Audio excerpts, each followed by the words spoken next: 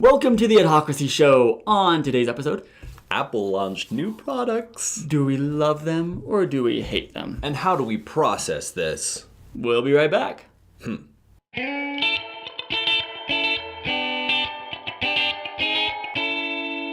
Welcome back. I'm David Landeen. And I'm JD Melville. And welcome to the Adhocracy Show, the show where we celebrate advertising, marketing, art, and design every week. Every week. And if you want to know that we have this show every week and be told that we have a new episode, click the subscribe button below. That'll give you a little alerts and notifications that, hey, we've got a new episode. And this week's episode, all about Apple. You may get a notification on your iPhone. Ooh, your new iPhone 7. Well, it's not out yet, so I hope that. Your pre-ordered iPhone 7. It'll come. It'll come with a notification saying there's a new Adhocracy Show. Amazing technology these days. Because Apple, we're friends. We are friends. We love Apple. They love us. And I want to make sure we keep that clear. We do love Apple. Check out our Prehocracy Show where we talk about our reactions when we think about the new products that they just released. Our background with where we are in Apple products and how we really can't afford them, but we buy them anyway. Which I don't know if we got into that. But this week, on today's episode, we're going to talk about a process. A process I feel like we all go through it. I call it the 7 stages of Apple products. Yeah, I mean we go through all of these steps to really love and find out what this is. We're going to go through each one of those steps and teach you how to cope with going through these. Stage 1, curiosity. Apple has always been known for their creativity, innovation, other words that are in every business's core values / mission statement, but they actually have done them. And we love that. We think that's awesome. And we're always saying what's going to be next.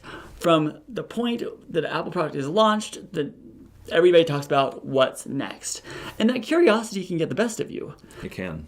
I mean, you really can get some lofty ideas of what might be coming. But, my friend, keep that curiosity bridled because it will be dashed to pieces in the next step. Well, in the next step, obviously, is the research. You're going to find every little bit that you can. And anytime something comes across your newsfeed that remotely says Apple is going to blank, you got to research that. You got to look into it. You got to check out its sources. Where did it leak? Who did it come from? And usually this research, it comes twofold. Yeah, it does. You have the research that you want to believe and the research that's probably true. Yeah, because there are people, and there are probably people who are trying to get a leg up in the game of like, look what I can render, look what I can do, look what I can do.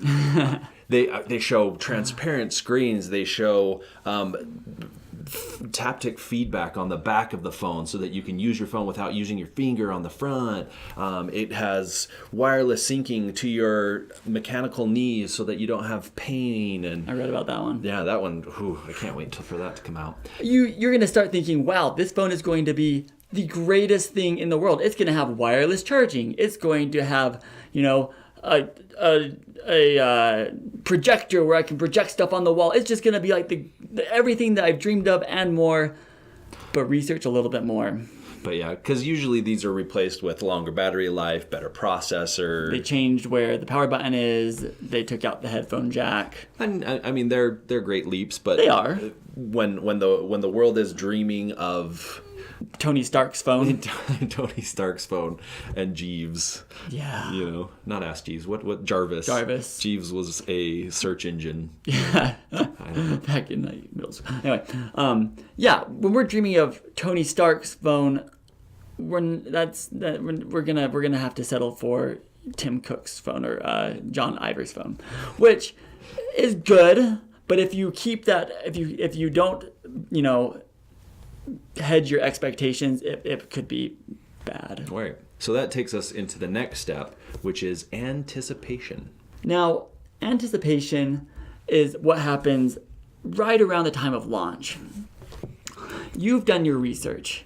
You've seen these leaked photos. You've seen what everybody already knows is going to be there, but you think, you have this hope, this anticipation. What if Apple is the equivalent of like a heist movie where when everything comes out, they were one step ahead of you the whole time. They like planted those leaks. Mm-hmm. They like made a fake phone for people to like talk about, because then they're going to come out here and they're like, no, it's nothing like that. It's this. And it's like what your original expectations were. It's like a great heist movie. It would be an amazing heist movie.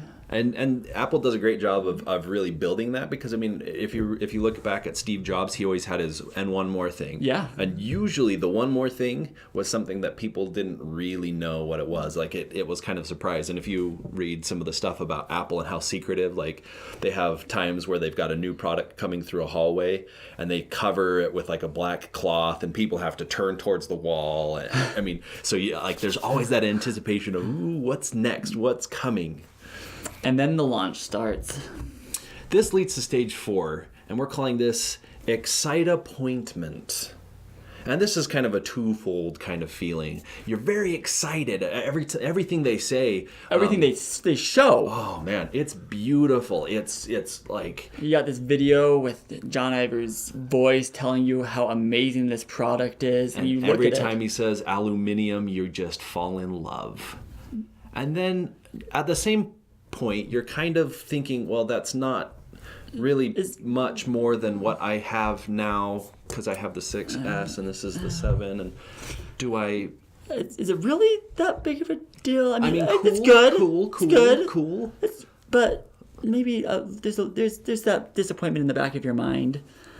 But you know, it's That's great. I mean, all right. like if you say, you know, Apple. They progress the phone more than what I have. Yeah, it's a better phone than what I have, and they're great marketers, and so everything that they show is beautiful. And you go on their website, and you know, but you still have that disappointment. Yeah. So that leads us to our next step again.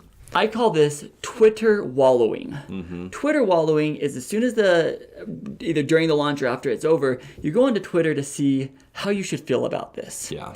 And Twitter, they do a pretty good job. They add some humor. They you can kind of wallow in your Excitapointment. Sometimes the reactions are a little much, in my opinion. Hey, courage was not the best. Courage was fine. Courage was fine. And then you kind of start coping. It's a coping mechanism for what you just went through. You don't know how to feel. Twitter helps you to navigate that field of emotion.